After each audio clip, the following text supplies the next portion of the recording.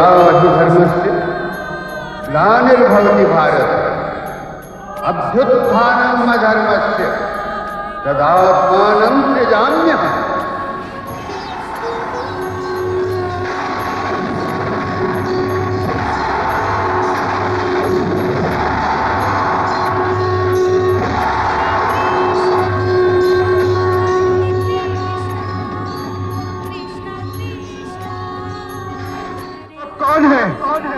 आप कौन है? तुम पर अनुग्रह करके मैंने अपनी योग शक्ति के प्रभाव से मेरे परम तेजोमय अनादि और अनंत रूप का दर्शन तुझे करा दिया। ये जो सीमा रहित विराट रूप तुम देख रहे हो, आज से पहले मैंने किसी को नहीं दिखाया।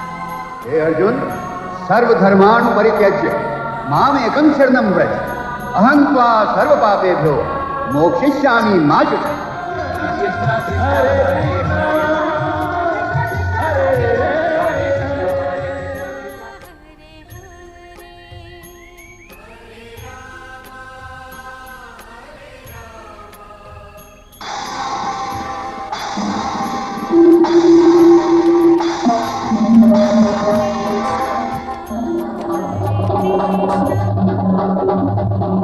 इस प्रकार हमारा मार्ग रोकने वाले कौन हो तुम? महाराज परीक्षित, मैं कलयुग हूं और काल की आज्ञा से इस धरती पर अवतीर्ण हुआ। अब मैं आपके राज्य में प्रवेश करने वाला हूं।